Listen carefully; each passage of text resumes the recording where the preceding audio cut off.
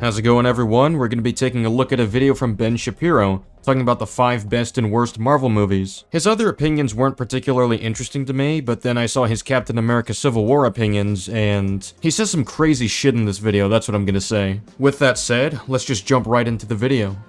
Captain America Civil War. Holy crap. Yeah. How dare you? I will explain why. I will explain why. The characters make 0 sense. Zero. Okay, so here's why Captain America doesn't make any of my top lists, and it's not just because I think Chris Evans is a schmuck. What the shit? If you read the original comics of Captain America, the entire purpose of Captain America is that Captain America is John McCain. He's like a 1940s crotchety old man who's in the body of a 25-year-old buff dude. Okay, they show that in the movie. Like, you're literally showing it right now that they did that in the movie. Right, so like he's supposed to have all the manner, and there's a little bit of that in the original Captain America where he kind of arrives in the future and he still has all of these, you know. So you mean exactly what you just described?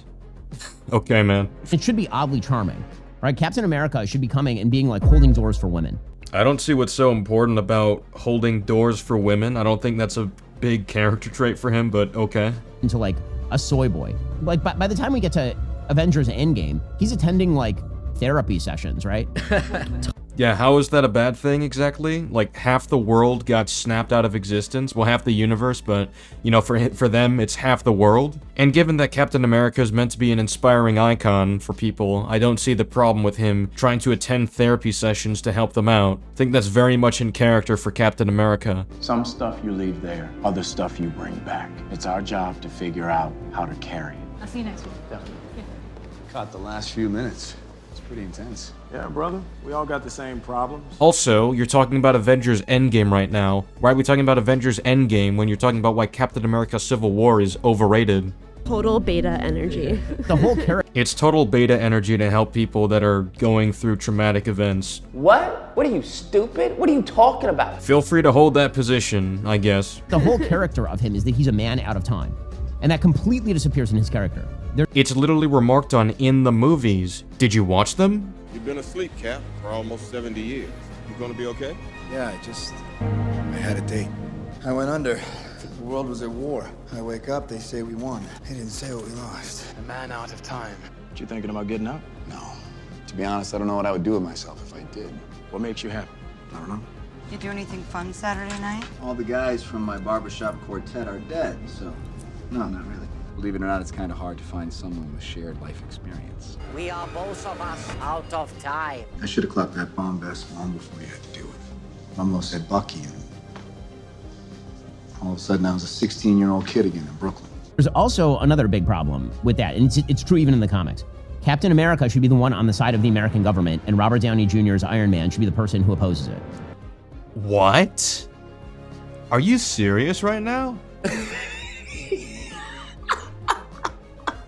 So you have Captain America, who has his own set of ideals that he believes in because he knows it's the right thing to believe in, not because the government told him to. That's not how Captain America thinks. If Captain America believed the government was advocating for very immoral or just wrong shit, then yes, he would stand against that. Like, do you think Captain America should just be with the government no matter what? Even if it's like fucking Hydra or something? That's what you want for the character? For him to be a mindless bootlicker? Now, as for Iron Man, I want to see him elaborate on his position. Someone's going to have to explain to me why they ideologically switch places. Iron Man, 2008, Robert Downey Jr. is, I will not give over this suit, no way, no how, not happening.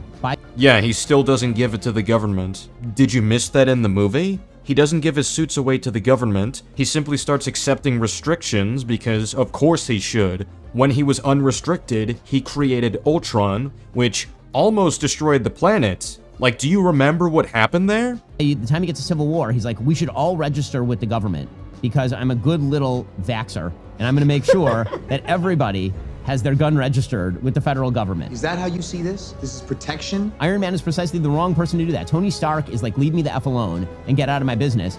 Yeah, he was like that, but then he matured over the years. If anything, this gives him a basis to start listening and taking more accountability. Obviously, he was a lot more independent in these previous movies. He was less willing to cooperate with the government, ultimately because he thought that was the most responsible. But of course, as time went on, he started making his own mistakes, like Ultron. Considering that he almost saw the entire world get destroyed because of his own creation, I think that's going to provoke some introspection on whether or not his word or his ideas should be the driving force behind all of his decisions without consulting anybody. I mean, that's why Ultron happened to begin with. He meddled with artificial intelligence without consulting the team. It's almost like Civil War is showing that Tony is learning his lessons. There is a basis for his change in character. I mean, did you forget about the scene where he gets blamed for Charlie Spencer's death, and he makes a whole speech to the Avengers about how they failed him? I have my own island and a bunch of Bitcoin. And Chris Evans is the one who literally was created by the American government. And then Yes, because as we all know, being created by something means you owe full loyalty and obedience to, right? So if you were created by your parents and they happen to be part of Hydra, you should just obey them and follow what they tell you to do? No, that's stupid. he's like, no, I'm not going to turn over my identity to the American government. So that was. That's not... What? His secret identity is public. He's not saying that he's not going to turn over his identity. He says he's not going to base his decisions on when he does or doesn't intervene based on what the government tells him. Which of course makes sense, considering the last movie, where Hydra has taken over big chunks of the government. But it's run by people with agendas, and agendas change. If we sign this, we surrender our right to choose. But if this panel sends us somewhere we don't think we should go? What if there's somewhere we need to go and they don't let us? And then he's like, no, I'm not going to turn over my identity to the American government. So that was my big ideological problem. Okay, so you have ideological problems with how Tony and Steve were depicted. Why don't you address the lines of dialogue that explain their positions? Is there some reason you can't dive into their driving motivations? Because once you do that, it actually explains all the questions that you have. Well, folks, those are rankings for Marvel movies. You can leave your hatred in the comments, and we'll see you here next time. So yeah, that basically covers his take on Captain America Civil War. I don't know where the hell he gets his movie opinions from. I don't know what the hell he's smoking before he makes these reviews. With that said, let me know what you think of these criticisms. Feel free to share your opinions on the movie as well. Now, you may have noticed that I'm doing a bit of a different format this time around. I thought it'd be interesting to test this around, try speaking more on the spot rather than working off a script. It gives off a bit more of an authentic reaction so you actually hear me reacting in the moment versus me typing my thoughts on the video while I'm having them and then just reading it out from a script. I don't know which style you'd prefer, but just let me know in the comments. Feel free to discuss it. I'm open to whatever feedback you want to provide. And if you're new to the channel, feel free to subscribe and like the video, and I'll see you all another time. Goodbye.